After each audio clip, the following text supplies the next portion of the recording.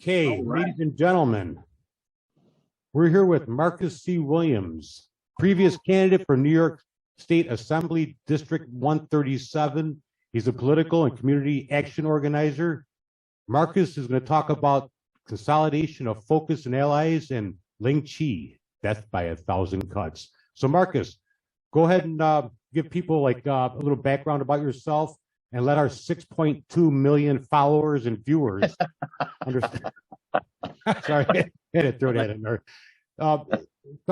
Just let us have it about what you want to talk about.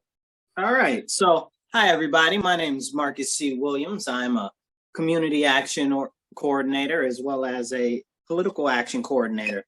I take what's going on in our nation very seriously.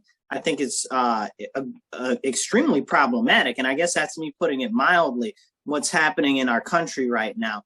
And there are some very serious shortcomings that I see that are going on with many people that I know see what's going on and I know actually care.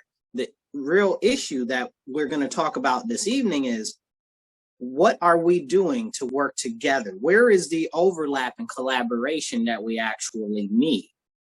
See, what we've got going on right now, and please don't mind me because I'm trying to eat my food that I've only just made right now, so don't give me too much of a hard time, you guys. I'm a normal human being. I need to eat at a normal hour too. Anyway, but what's going on right now is we most recently had a very serious election last year, you know? And over the last couple of years, we've seen things get more and more out of sorts. We've seen them attack religion in this country, specifically Christianity, but freedom of religion in other aspects as well. We've seen them attack freedom of the press. We've seen them attack freedom of, literally all of our First Amendment rights are under siege, you know, freedom of press, freedom to redress your grievances with your government, you know, all of it. So that's a serious problem. We've seen the Second Amendment be under attack as well, where they're trying to disarm the populace when the whole point in having an armed populace is if the country acts up and if tyranny starts to set in the structure of our country, we're able to turn that over. That's the whole point of having the Second Amendment. You know, if the First Amendment fails, that's why we have the Second Amendment. Okay, we also have the Second Amendment to back up the First Amendment because, you know, if you go around telling the government that you've got issues and that they need to address them, and then they don't actually address them, or they might decide that they want to attack you because you're saying, hey, this needs to be done differently, and they don't want people to hear that voice, which we've seen a lot of happening, you're able to defend yourself from them. So our great current president, current person in the president's office, Joe Biden, once said that that he wants to take all our guns, and it's perfectly fine because what are we going to do with guns anyway? Now, I need to put this into context, right? So his presentation of what he's saying is to take away our Second Amendment rights in order to protect ourselves, right? And he's that the argument is that people want firearms to protect themselves from the government. So he's coming back at this and he's saying, listen, what do you need guns for against the government? It's not like you're going to stop us anyway. That should be terrifying to absolutely everybody. That is a terrifying concept. And he said, listen, he said, you won't be able to do anything because you'll need F-16s and nukes to stop the government. Now that is very interesting. That's exactly what he said.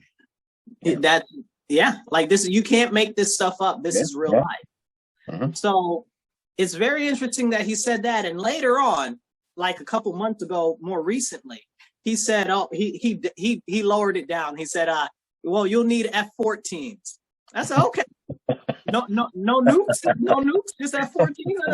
That sounds more reasonable. That sounds more doable. Yeah. Somebody go buy us some F-14. You know, and I joke, but it's serious, right? So the reasoning behind the government saying that we should give up our guns is because we wouldn't be able to put up an obstinate fight against them anyway. Wow. That's like a bully telling you, give up your lunch money and run your pockets because you can't beat me anyway. All right. I don't understand why people don't get so much of what is actually said out of the leadership's mouth who's running our country. Not just the president, but the vice president, the not the chief of staff, because I don't even know who the chief of staff is now. You don't even see them. The press secretary, could whatever her name is, Pierre, whatever her name is. She's a piece of work herself. But she's worse than the other lady. What's her name? She's worse than the circleback girl. Yeah, I was just what's her name? Pinsky or something like that. Jen. She's on CNN now, right? Yeah, Jen Psaki. Yep. Yeah. But it's very problematic because what we're seeing now is two things. Two factors are largely impacting us as good citizens, as good, dutiful citizens to our American Republic that know that we're supposed to hold our Constitution up and we're supposed to defend our Constitution. All of the elected officials, no matter what level of government they're at, have taken an oath and sworn to protect and uphold our Constitution. They are not doing that. They must be removed. That is the concept of the reason why our Constitution is in place. And they're not holding it up. They're doing everything that they can, left, right, and forward, to actually chip away at it. A great example is our current state that we're all three of us are in, which is New York State. Our governor, the High Priestess Kathy Hochul, does whatever she wants to, whether it's illegal or not, or forget. She doesn't even care about it going through the state legislature like it's supposed to. She just unilaterally says, "I'm going to do this, and this is what it is now." Forget actually having people in the state assembly and the House of not House of Representatives, but the state assembly and the state Senate vote on it. She doesn't care. She does whatever she wants. And that's a very serious problem. And that's a breach of the Constitution. We had recently two big issues with her. The first one was the Assembly Bill A416. And that was an internment camp bill. So I'm not going to dive deep into that, but we were able to get it pushed out of the assembly, and then she tried to push it through health regulations. Now, basically what it would do is it would enable her to appoint random people that didn't even have to be elected to take your child or put you in an internment camp, and then they don't even have to tell anybody where you are. They don't even have to provide indefinitely, and they don't even have to provide you with a lawyer. So this is really scary stuff. And now she's made it so that was taken down in state Supreme Court, right?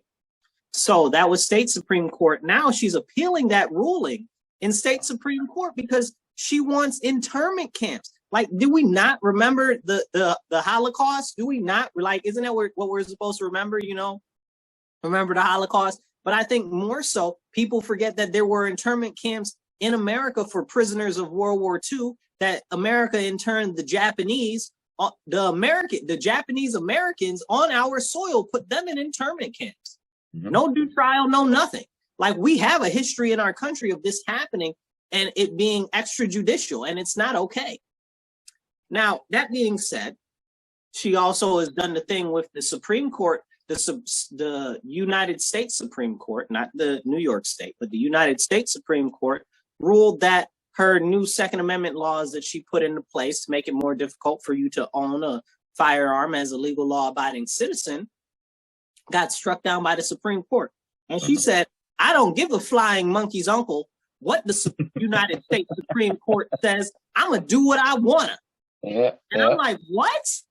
What in the world? Like, can I do that, right? Can I be like, this is the law that the judges have said. Can I just be like, I don't want to do that? Yeah. I don't. Is that how we roll right now? Like, That's I'm trying to figure it out. That don't work with people like us. See, and this is the problem. Rules for thee, but not for me. Exactly. Right? Yep. And this is where we are now. Seeing things like this continue to happen, a lot of people have been demoralized. They've been disincentivized to go vote because they feel as though nothing's going to change no matter what they do. And many people haven't even gotten active yet. And this is just like some small stuff. We can just go back through COVID and talk about all the shutdowns, the elimination of churches and the closing of schools, even though Mr. King Cuomo himself said, schools have the lowest transmission rate and it's safer for the kids to be in school because it's less likely for the teachers and the students to catch it there. And it's more likely to happen and transmit in the home or at friends' houses. And this is what the Thanksgiving. This is but that's what they said the science says, right? Aren't we supposed to, what do they say? Follow the science. Follow the believe science. But this was their science that they presented to us. We didn't make that up out of the air. Like you can find the recordings of him saying that still. Mm-hmm. But this is, go ahead. I'm sorry, Marcus. We got a little over 15 minutes left. If you want to get into the consolidation focus. I'm getting into it. All right. Oh, you're building up to it. Okay. Yes, I'm building up to it. Why do I? Because I know we could talk about this stuff for hours and hours and hours easily. So I'm using this as the build up to it. Okay, See, he's like, the suspense is killing me. Come on, yeah. What's happened? So anyway, with all of the things that have happened between the state government and the federal government, people have been disheartened and demoralized. So now people that were previously taking action and trying to do some stuff don't want to do it anymore.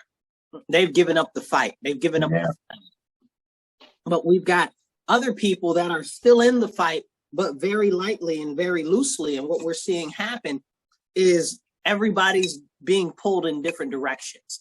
There's no consolidation of forces.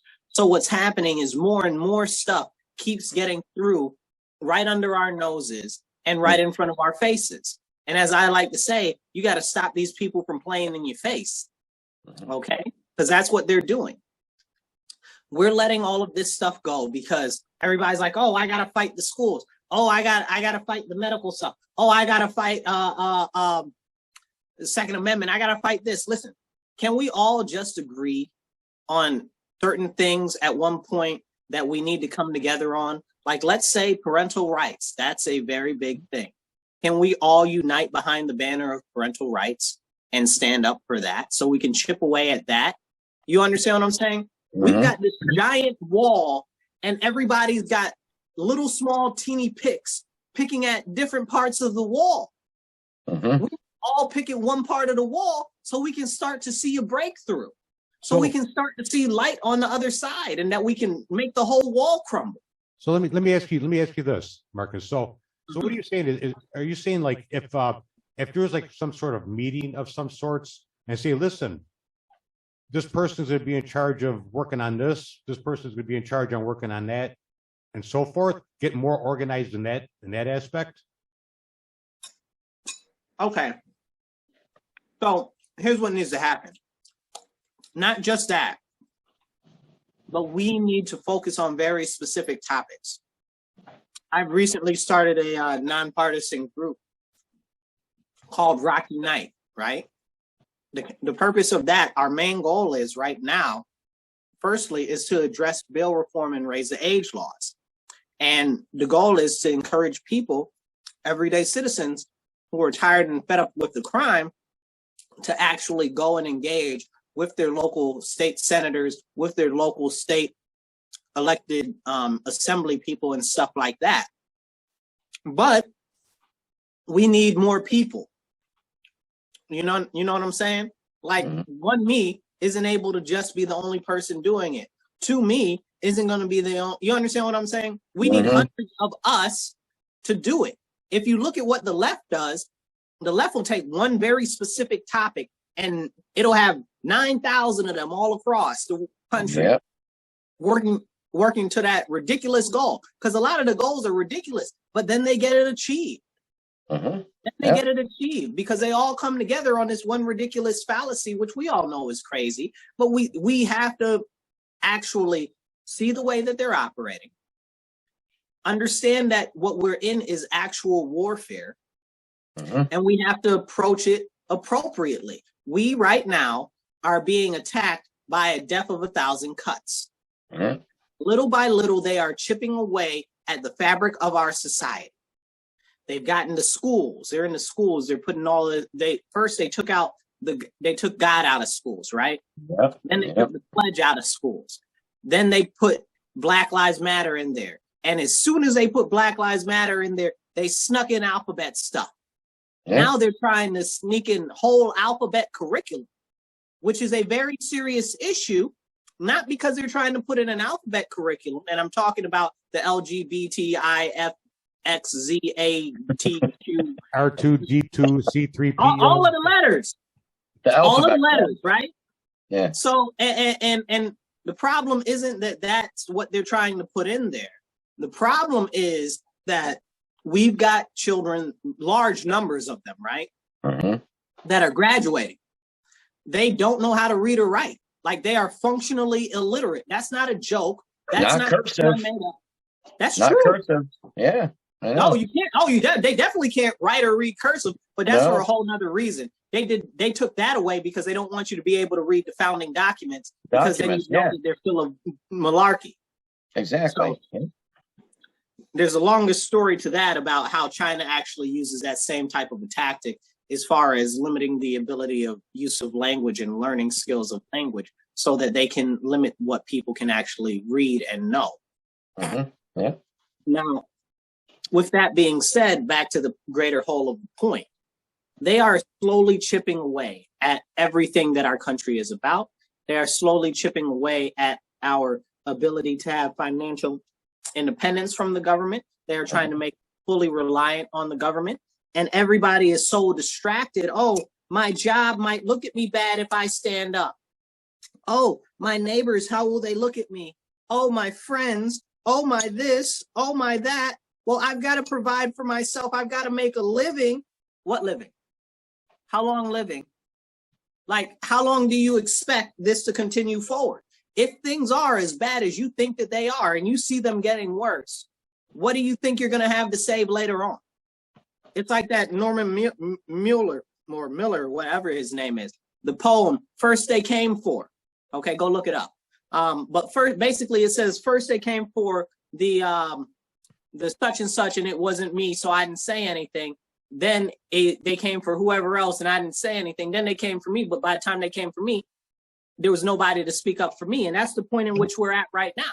They're legit coming for people, and people aren't speaking up. And I hate to bring up Trump, but I need to bring up Trump for a second, because Trump said they're not coming for me, they're coming for you. And I'm the only thing standing between them and you. Now, whether you believe him, whether you like him or not, that is the point in which we are at.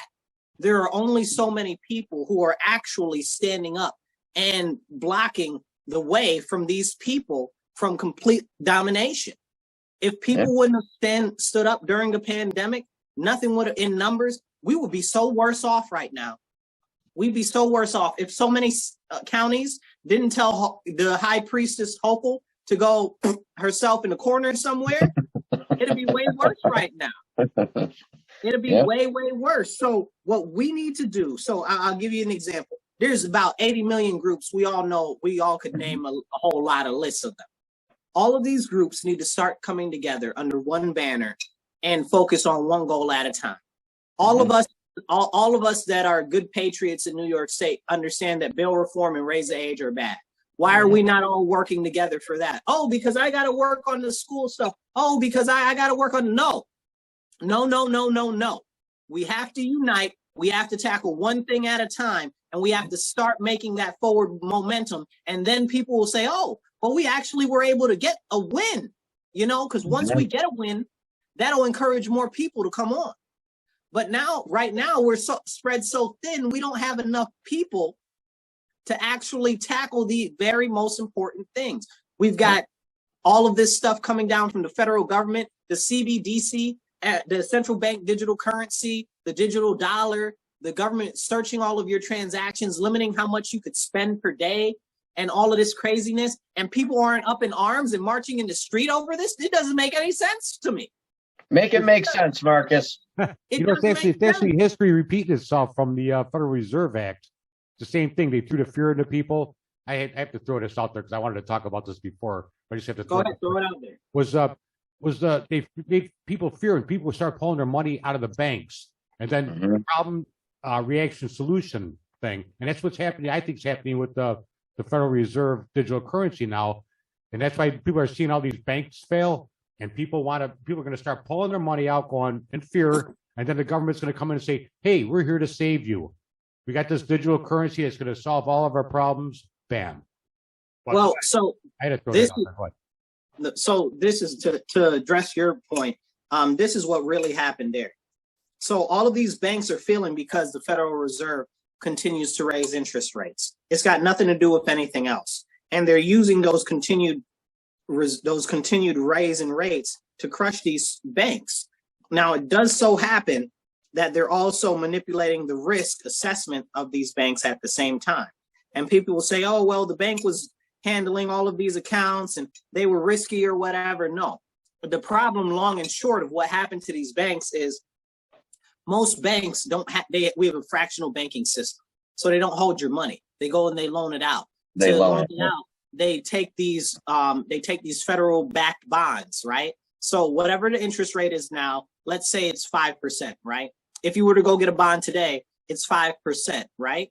So it's worth 5% on top of whatever the value is. But if you got one 2 years ago, it's 3%, right? So when you try to go sell one of those 3% bonds right now, who wants a 3% bond for 30 years when you can have a 5% bond for 30 years? Why would I even bother? Why would I do that? So now that money, that, let's call it $1 million, that $1 million is worth less than the new $1 million bond. So now that $1 million bond that was 3% would then be worth 700,000, maybe somebody will buy it for. And that's what happened to these banks like SVB and other bank. I can't remember off the top of my head. I wasn't planning on talking about that. But that's what happened to these banks, and it's going to continue to happen because, as we saw the other day, Jerome Powell knows that we're aching and painful and everything. And he's like, "Yeah, man, we're going to raise the rates again." Now, you asked them why they want to raise the rates on that increase inflation, because they don't want us to have any money. Because they said, and this is what they say out of their mouth, this is their philosophy. They say the less money that we have accessible to us and the more expensive things are, the lower the rate of inflation. Okay? The lower the rate of inflation because we don't have any money to buy anything. Now, I need people to understand that concept is wackadoo. That is a wackadoo concept. Their concept is we're going to force you to spend all of your money because inflation is too high because we keep increasing inflation by raising the interest rates. Wow. I've seen you did several videos on the whole banking thing. I've seen a couple, at least I've seen one of them, but I think you did a couple of them. But anyhow. Yeah, but so and so, for instance, that particular thing I'll address, like the CBDC, people should be marching at it every single day over the CBDC. It's coming next month. We only got like what? It's only like 10 days left. You know what I'm saying? Like not even 6 days. You know, I think they launch it officially on like the 5th or something like that. Ridiculous. On the 5th. Yeah, that's the 5th. It is on the 5th. Yeah. So, and that's the Fed now, where all of your transactions will be visible by the federal government. So that means that if you decide that you want to buy a pink polka dot bikini, they know that you just bought a pink polka dot bikini from BJ's in Wisconsin. Okay. So they know every transaction that you do every time. So they could very easily flag you for something that they say that they don't want you to be able to buy.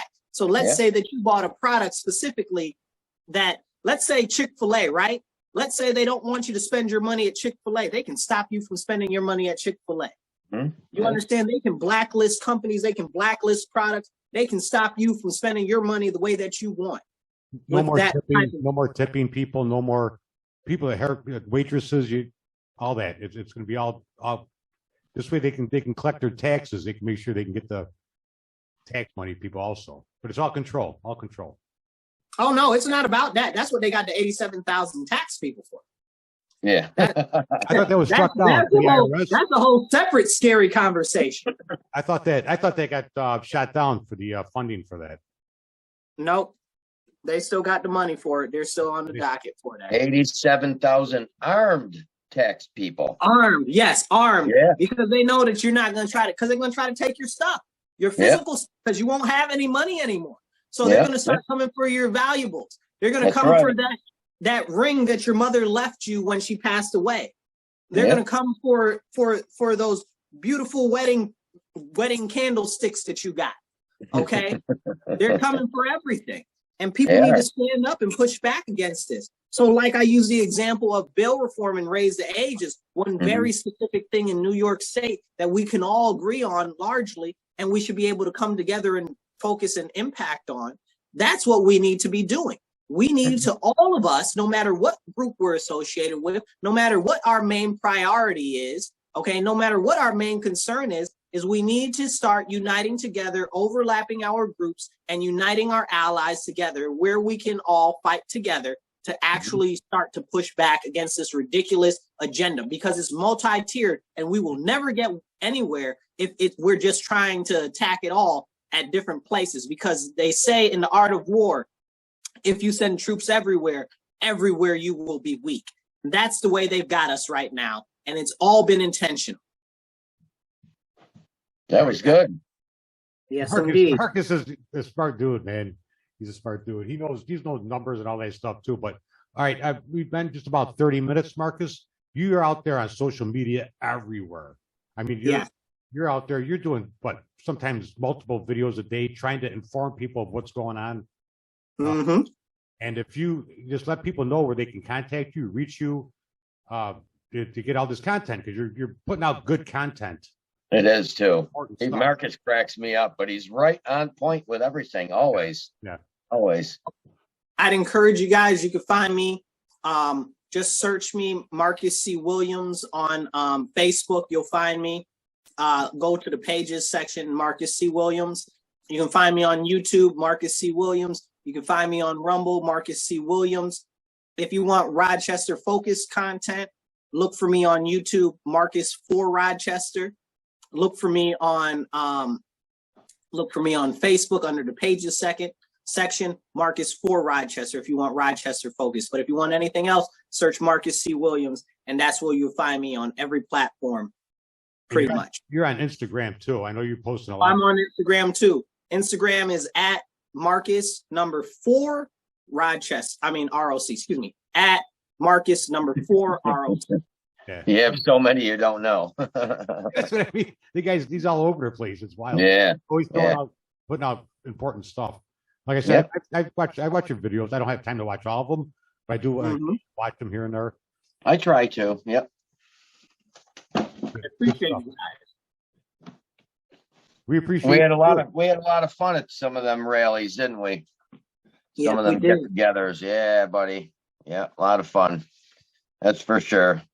But we definitely do need to come together on one thing. That's a great idea, and I hope we can get this message out, and I hope it works. So everybody needs to share this. Everybody needs to share this video. I got to start saying it at the beginning of the video. Share this out there, important information, because that's what this is all about: is getting people to think, getting people to know what's going on, getting the information out there, because people need to know. You know, it is like a hidden war to the people that are not aware of what's going on. It is a hidden war going on. There's a fight to keep people's freedom. It's crazy. Never thought I'd see this. Never thought I'd see this in our days, you know? Me neither. Listen, it goes back really, things really got bad, I think, probably about 2009, right? 9, yeah.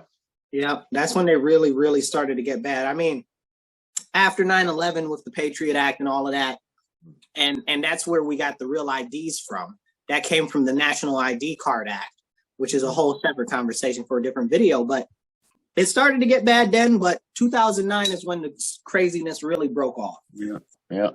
That's about almost when I woke up.